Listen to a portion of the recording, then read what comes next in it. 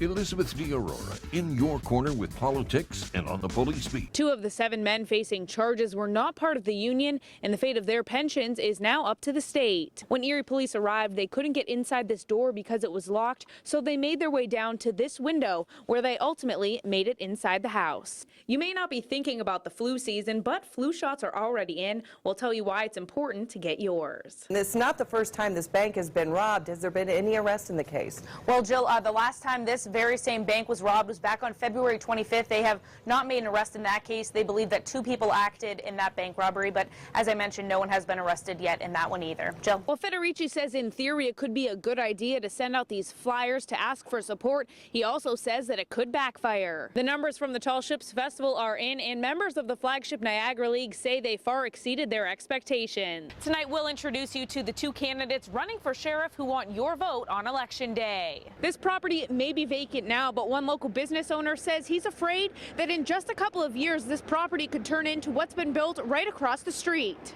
Good evening, I'm Elizabeth DeAurora. David Belmondo has the night off. Erie police are investigating an incident where an occupied vehicle was shot at several times. A local open carry activist held a victory rally over the weekend, and this comes after a long-standing city ordinance was overturned by the state.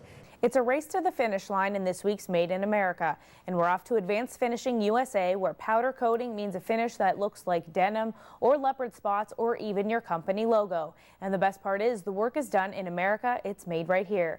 David Belmondo reports.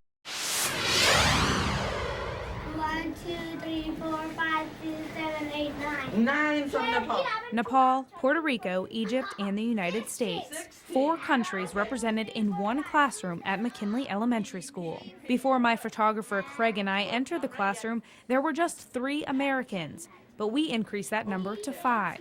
But we were still outnumbered by Nepalese students. 10 years ago, there were hardly any refugees, mostly maybe a couple Bosnians. Since then, today we have 80 ESL students, 70 of which are refugees, 50 from Nepal. Ann Metzger has been teaching at McKinley for the last 13 years and has spent 10 years teaching English as a second language.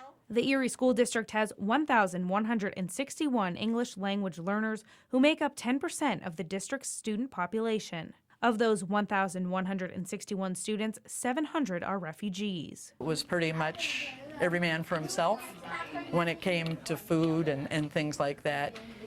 Here, at first we find them wanting to put things in their pockets at breakfast. In a week or 2, they find out that there's going to be food there every day. It's certainly a better atmosphere and learning experience for Karuna and Puyan, who are both refugees from Nepal. Nepal, there was no electricity, and our house was made out of hay and wood, so it was kind of dangerous. We had rugs and mats. We had to sit on those. It used to get really cold sometimes, and there were a lot of bullies there, and the water over there was not kind of good. It was kind of disgusting. They used to put dead rats in the water fountains and stuff. It was not good, and the teacher used to beat us up if you got an answer wrong or if you are being bad. They've had to adapt to the differences between the school system in Nepal and the one in America. One major difference is the spoken language. Both Karuna and Puyan had limited English speaking skills before coming to Erie, but they have significantly improved. And now I think I'm kind of great at English, and I think I'm helping my parents. I speak a little bit of English. Our teacher usually tried to communicate it with us in English, but a lot of students didn't know that. Metzger says she makes lessons in the classroom fun by teaching with songs, pictures, and dry erase boards. She says it's rewarding for her to teach these students who are so passionate about education. I think they're very excited to be here. They know that it's a privilege to be here. And their parents are very excited about them being here, and that transfers to the students.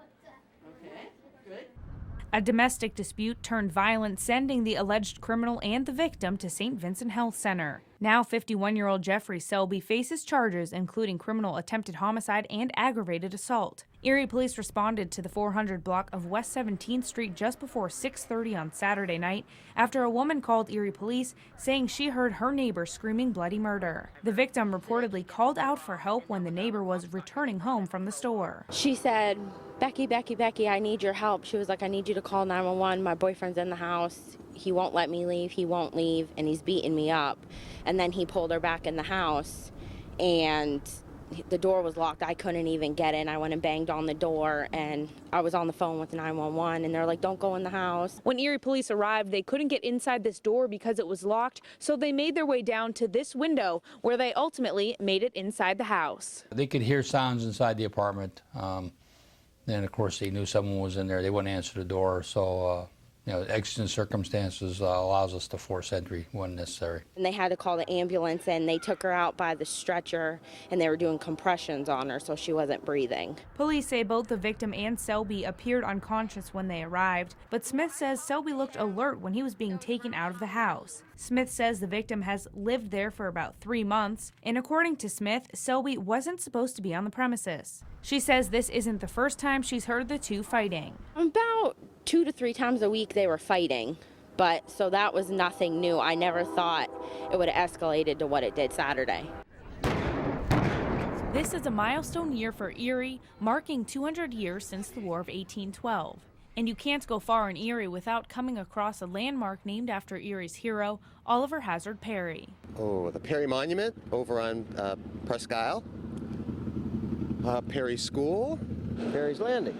Perry Square. Perry Square. But how many Erie natives know who he was? Do you know who this is?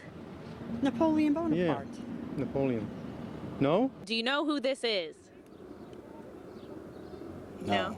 Do you know who this is? No. He looks familiar, but I don't know his name. Oh, that's probably Wayne. Daniel Dobbins?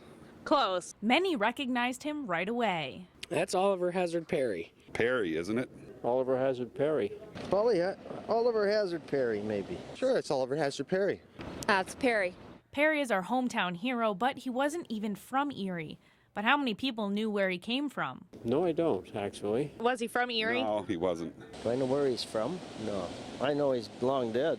He's from Kingston, Rhode Island. Some people are unsure where the Battle of Lake Erie was fought. It was fought out more toward the west, I think. Misery Bay?